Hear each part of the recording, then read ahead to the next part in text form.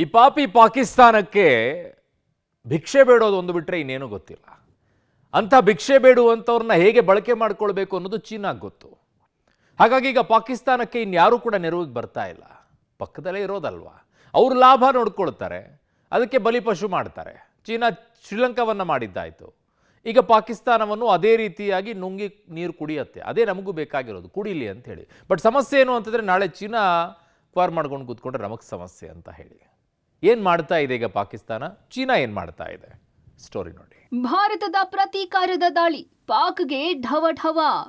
ಪಾಕ್ಗೆ dragon ದೇಶ China ಬೆಂಬಲ. ಪಾಕ್ಗೆ VT-4 ಯುದ್ಧ ಟ್ಯಾಂಕರ್ ನೀಡಲಿದೆ ಚೀನಾ. ಪಹಲ್ಗಾಮ್ ದಾಳಿ ಬೆನ್ನಲ್ಲೇ ಪಾಕ್ಗೆ ಯುದ್ಧದ ಆತಂಕ ಕಾಡುತ್ತಿದೆ. ಪ್ರತಿದಿನವೂ ಪಾಕ್ನ ಪ್ರಧಾನಿ ಹಾಗೂ ಸಚಿವರು ಸರಿಯಾಗಿ ನಿದ್ದೆ ಮಾಡ್ತಿಲ್ಲ. ಅಷ್ಟರ ಮಟ್ಟಿಗೆ ಭಾರತದ ಪ್ರತೀಕಾರದ ಭಯ ಕಾಡ್ತಿದೆ. ಒಂದು ವೇಳೆ ಭಾರತ ಯುದ್ಧ ಮಾಡಿದ್ರೆ ಹೇಗಪ್ಪ ಪಾರಾಗೋದು ಅನ್ನುವ ಆತಂಕ ಪಾಕಿಸ್ತಾನವನ್ನು ಕಾಡ್ತಿದೆ.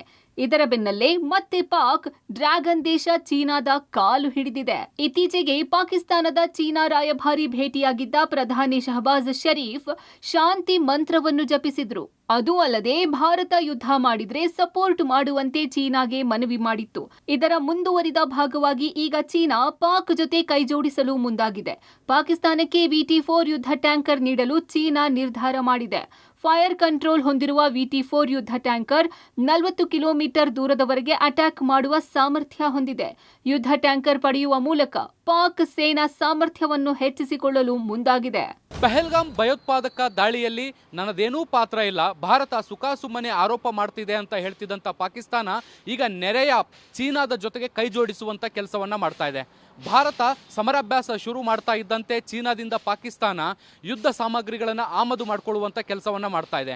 ಬಹಳ ಮುಖ್ಯವಾಗಿ VT-4 ಹೆಸರಿನ ಟ್ಯಾಂಕರ್ ಅನ್ನು ಆಮದು ಮಾಡ್ಕೊಳ್ತಾ ಇದ್ದು, ಇದು ಫೈರ್ ಕಂಟ್ರೋಲ್ ಮತ್ತೆ 40 ಕಿಲೋಮೀಟರ್ ದೂರದಲ್ಲಿ ಮಿಸೈಲ್ಗಳನ್ನು ಉಡಾಯಿಸುವಂತಹ ಅಥವಾ ದಾಳಿಯನ್ನ ಮಾಡಬಹುದಾದಂತಹ ಶಕ್ತಿಯನ್ನು ಹೊಂದಿರುವಂತಹ ಯುದ್ಧ ಟ್ಯಾಂಕರ್ ಆಗಿರುವಂಥದ್ದು. ಈ ಒಂದು ಯುದ್ಧ ಟ್ಯಾಂಕರ್ಗಳನ್ನು ಆಮದು ಮಾಡಿಕೊಳ್ಳುವ ಮೂಲಕ ತನ್ನ ಸೇನಾ ಸಾಮರ್ಥ್ಯವನ್ನು ಹೆಚ್ಚಿಸಿಕೊಳ್ಳುವಂತ ಕೆಲಸವನ್ನ ಪಾಕಿಸ್ತಾನ ಮಾಡ್ತಾ ಇದೆ. ಚೀನಾ ಜೊತೆಗೂಡಿದ ಬಾಂಗ್ಲಾದೇಶ. ಭಾರತಕ್ಕೆ ಬಾಂಗ್ಲಾದೇಶ ಸರ್ಕಾರ ವಾರ್ನಿಂಗ್. ಪಾಕ್ ವಿರುದ್ಧ ಪ್ರತೀಕಾರ ತೀರಿಸಿಕೊಳ್ಳುವುದಕ್ಕೆ ಭಾರತ ಬಹಿರಂಗವಾಗಿ ಹೇಳಿದೆ. ಉಗ್ರರನ್ನು ಹುಡುಕಿ ಹೊಡಿತೀವಿ ಅಂತ ಪ್ರಧಾನಿ ಮೋದಿ ಗುಡುಗಿದ್ದಾರೆ. ಇದರ ಮಧ್ಯೆ ಬಾಂಗ್ಲಾದೇಶ ಭಾರತಕ್ಕೆ ವಾರ್ನಿಂಗ್ ನೀಡಿದೆ. ಬಾಂಗ್ಲಾ ಸರ್ಕಾರದ ಮುಖ್ಯಸ್ಥರಾಗಿರುವ ಮೊಹಮ್ಮದ್ ಯೂನಸ್ ಅವರ ಆಪ್ತ ಎಂದು ಗುರುತಿಸಿಕೊಂಡಿರುವ ನಿವೃತ್ತ major general ALM Fazlur Rehman Bharat Pak ಮೇಲೆ ದಾಳಿ ನಡೆಸುವ ಸೂಚನೆ ಕೊಟ್ಟಿದ್ದಾರೆ. ಒಂದು ವೇಳೆ ಭಾರತವೇನಾದರೂ ಪಾಕ್ ಮೇಲೆ ದಾಳಿ ನಡೆಸಿದರೆ ಚೀನಾ ಜೊತೆ ಸೇರಿಕೊಂಡು ಬಾಂಗ್ಲಾ ಭಾರತಕ್ಕೆ ಹಾನಿ ಮಾಡಲಿದೆ ಎಂಬ ಅರ್ಥದ ಹೇಳಿಕೆ ನೀಡಿದ್ದಾರೆ.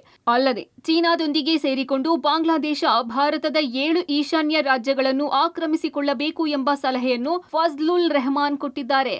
ಯುರೋಪಿಯನ್ ದೇಶಗಳಿಂದಲೂ ಪಾಕ್ಗೆ ಶಾಕ್. ಪಾಕ್ ವಾಯು ಪ್ರದೇಶದಲ್ಲಿ ವಿಮಾನ ಹಾರಾಟಕ್ಕೆ ಹಿಂದೇಟು. ಭಾರತ ಮತ್ತು ಪಾಕಿಸ್ತಾನದ ನಡುವಿನ ಉದ್ವಿಗ್ನ ಪರಿಸ್ಥಿತಿಯ ಮಧ್ಯೆ ಇದೀಗ ಯುರೋಪಿಯನ್ ದೇಶಗಳು ಪಾಕಿಸ್ತಾನಕ್ಕೆ ಶಾಕ್ ನೀಡಿವೆ. ಏಪ್ರಿಲ್ 22ರಂದು ಪಹಲ್ಗಾಮ್ ದಾಳಿಯ ಬಳಿಕ ಭಾರತ ಹಾಗೂ ಪಾಕಿಸ್ತಾನದ ನಡುವಿನ ಕಾದಾಟ ಜೋರಾಗಿದೆ. ದಾಳಿಯ ನಂತರ ಭಾರತ ಪಾಕ್ಗೆ ಒಂದೊಂದಾಗಿಯೇ ಶಾಕ್ ನೀಡ್ತಾ ಇದೆ. ಇದೀಗ ಯುರೋಪಿಯನ್ ದೇಶಗಳು ಪಾಕಿಸ್ತಾನಕ್ಕೆ ಶಾಕ್ ಕೊಟ್ಟಿದ್ದು, ಪಾಕ್ ವಾಯು ಪ್ರದೇಶವನ್ನು ವಿಮಾನ ಹಾರಾಟಕ್ಕೆ ಬಳಸದಿರಲು ನಿರ್ಧರಿಸಿದೆ. ಯುರೋಪಿಯನ್ ಒಕ್ಕೂಟ ದೇಶಗಳ ಏರ್ ಫ್ರಾನ್ಸ್, ಬ್ರಿಟಿಷ್ ಏರ್ವೇಸ್ ಮತ್ತು ಸ್ವಿಸ್ ವಿಮಾನಗಳು ಸೇರಿದಂತೆ ಇನ್ನಿತರ ವಿಮಾನಯಾನ ಸಂಸ್ಥೆಗಳು ಪಾಕಿಸ್ತಾನದ ವಾಯು ಪ್ರದೇಶವನ್ನು ಬಳಸೋದನ್ನ ನಿಲ್ಲಿಸೋಕೆ ನಿರ್ಧರಿಸಿವೆ. ಪ್ರತಿಯೊಂದು ದೇಶವು ಯಾವುದೇ ಪ್ರದೇಶದ ಮೇಲೆ ಹಾರಾಟ ನಡೆಸುವಾಗ ತಮ್ಮದೇ ಆದ ಅಪಾಯದ ಮೌಲ್ಯಮಾಪನಗಳನ್ನು ನಡೆಸುತ್ತದೆ. ಹೀಗಾಗಿ ಪಾಕಿಸ್ತಾನ ವಾಯು ಪ್ರದೇಶ ಹಾರಾಟಕ್ಕೆ ಅಸುರಕ್ಷಿತ ಸ್ಥಳವೆಂದು ಪರಿಗಣಿಸಿದ್ದು ನೋಟಂ ನೀಡಿಲ್ಲ. ಆದರೆ ವಾಯು ಪ್ರದೇಶವನ್ನು ಬಳಸುವುದನ್ನು ನಿಲ್ಲಿಸಲು ನಿರ್ಧರಿಸಿದೆ.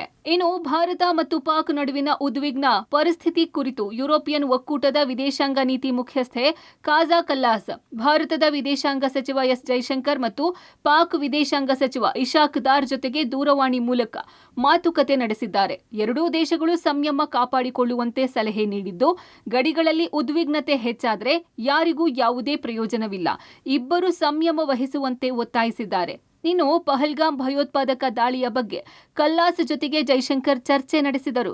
ಇದೇ ವೇಳೆ ಇಶಾಕ್ ದಾರ್ ಭಾರತ ದೇಶವು ಆಧಾರರಹಿತ ಆರೋಪಗಳನ್ನು ಮಾಡುತ್ತಿದೆ ಹಾಗೂ ಪಾಕ್ ವಿರುದ್ಧ ಪ್ರಚೋದನಕಾರಿ ಪ್ರಚಾರ ಮಾಡುತ್ತಿದೆ ಎಂದು ಆರೋಪಿಸಿದ್ದಾರೆ. ಪಾಕ್ ಮತ್ತೆ ಭಾರತದ ನಡುವೆ ಯುದ್ಧದ ಕಾರ್ಮೋಡ ಕವಿತಾ ಇದ್ದಂತೆ ಈ ಹಿಂದೆ ಪಾಕಿಸ್ತಾನಕ್ಕೆ ಭಾರತದ ವಾಯು ಮಾರ್ಗವನ್ನು ಸಂಪೂರ್ಣವಾಗಿ ಬಂದ್ ಮಾಡುವಂಥ ಕೆಲಸವನ್ನು ಮಾಡಲಾಗಿತ್ತು. ಇದ್ರ ಬೆನ್ನಲ್ಲೇ ಈಗ ಕೇಂದ್ರ ಸರ್ಕಾರ ಮತ್ತೊಂದು ಆದೇಶವನ್ನು ಹೊರಡಿಸಿದ್ದು ಪಾಕಿಸ್ತಾನದ ಜಲಮಾರ್ಗವನ್ನು ಕೂಡ ಬಂದ್ ಮಾಡುವಂಥ ಕೆಲಸವನ್ನು ಮಾಡಿದೆ. ಅಂದರೆ ಭಾರತದಲ್ಲಿರುವಂಥ ಜಲಮಾರ್ಗದಲ್ಲಿ ಪಾಕಿಸ್ತಾನದ ಯಾವ ಹಡಗುಗಳು ಕೂಡ ಸಂಚಾರ ಮಾಡಬಾರ್ದು ಅನ್ನುವಂಥ ನಿಟ್ಟಿನಲ್ಲಿ ಸೂಚನೆಯನ್ನು ಕೊಡಲಾಗಿರುವಂಥದ್ದು. ಹೀಗಾಗಿ ಪಾಕಿಸ್ತಾನಕ್ಕೆ ಮತ್ತೊಂದು ದೊಡ್ಡ ಹೊಡೆತ ಇದಾಗಿದ್ದು ಇನ್ನು ಸುತ್ತುವರೆದು ಬೇರೆ ದೇಶಗಳಿಗೆ ಓಡಾಡಬೇಕಾದಂಥ ಅನಿವಾರ್ಯತೆ ಸೃಷ್ಟಿಯಾಗುತ್ತೆ. ಪಾಕಿಸ್ತಾನಕ್ಕೆ ಭಾರತದ ಮತ್ತೊಂದು ಸ್ಟ್ರೋಕ್. ಭಾರತದ ಡಿಜಿಟಲ್ ಸ್ಟ್ರೈಕ್ಗೆ ಪಾಕ್ ತತ್ತರ. ಪಹಲ್ಗಾಮ್ ದಾಳಿಗೆ ಭಾರತ ಪ್ರತೀಕಾರ ಪ್ರತಿಜ್ಞೆ ಮಾಡಿದೆ. ದಾಳಿ ನಡೆದು 12 ದಿನಗಳಾಗ್ತಾ ಬಂದಿದೆ. ಭಾರತ ನೇರವಾಗಿ ಯುದ್ಧ ಮಾಡದೆ ಬ್ಯಾಕ್ ಟು ಬ್ಯಾಕ್ ಶಾಕ್ ಕೊಡ್ತಾನೇ ಇದೆ. ಭಾರತದ ರಾಜತಾಂತ್ರಿಕ ಮಾಸ್ಟರ್ ಸ್ಟ್ರೋಕ್ಗೆ ಪಾಕ್ ಪತರುಗುಟ್ಟಿ ಹೋಗಿದೆ. ಇದೀಗ ಭಾರತ ಡಿಜಿಟಲ್ ಸ್ಟ್ರೈಕ್ ಅನ್ನು ನಡೆಸಿದ್ದು ಪಾಕ್ ತತ್ತರಿಸಿದೆ. ಈಗಾಗಲೇ ಪಾಕ್ನ ಹಲವರ ಸೋಷಿಯಲ್ ಮೀಡಿಯಾ ಖಾತೆಗಳನ್ನು ಬ್ಯಾನ್ ಮಾಡಲಾಗಿದ್ದು ಯೂಟ್ಯೂಬ್, ಇನ್ಸ್ಟಾ ಖಾತೆ ಭಾರತದಲ್ಲಿ ನಿರ್ಬಂಧಿಸಲಾಗಿದೆ. ಅಲ್ಲದೆ ಪಾಕ್ ಪ್ರಧಾನಿ ಶಹಬಾಜ್ ಶರೀಫ್ ಯೂಟ್ಯೂಬ್ ಚಾನೆಲ್ ಕೂಡ ಬ್ಲಾಕ್ ಮಾಡಲಾಗಿದೆ. ಕ್ರಿಕೆಟಿಗ ಬಾಬರ್ ಅಜಂ, ಮೊಹಮ್ಮದ್ ರಿಜ್ವಾನ್, ಮಾಜಿ captain Shaheen Afridi account ban ಮಾಡಲಾಗಿದೆ. ಇನ್ನು ಪಾಕ್ ಮೇಲೆ ಭಾರತ ದಾಳಿ ಮಾಡುತ್ತೆ ಎಂದಿದ್ದ ಸಚಿವ ಅತ್ತಾವುಲ್ಲಾ ತರಾರ್ ಎಕ್ಸ್ ಖಾತೆಯನ್ನು ನಿರ್ಬಂಧಿಸಲಾಗಿದೆ. ಈಗಾಗಲೇ ಅನೇಕ ಪಾಕ್ನ ಸೋಷಿಯಲ್ ಮೀಡಿಯಾ, ಇನ್ಸ್ಟಾ ಅಕೌಂಟ್ಗಳನ್ನು ಬ್ಯಾನ್ ಮಾಡಲಾಗಿದೆ. ಇದರ ಜೊತೆಗೆ ಪಾಕ್ ಪ್ರಧಾನಿಯ ಯೂಟ್ಯೂಬ್ ಚಾನೆಲ್ಗಳನ್ನು ಕೂಡ ಬ್ಯಾನ್ ಮಾಡಲಾಗಿದೆ.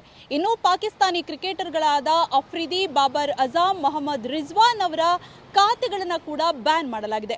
ಇನ್ನು ಭಾರತ ಪಾಕ್ ಮೇಲೆ ದಾಳಿ ಮಾಡುತ್ತೆ ಅಂದಿದ್ದ ಪಾಕ್ ಸಚಿವನ ಅಕೌಂಟ್ ಅನ್ನು ಕೂಡ ಬ್ಯಾನ್ ಮಾಡಲಾಗಿದೆ. ಇನ್ನು ಭಾರತದ ಒಂದೊಂದು ನಡೆಗೂ ಪಾಕ್ ಥರಥರ ಅಂತಿದೆ.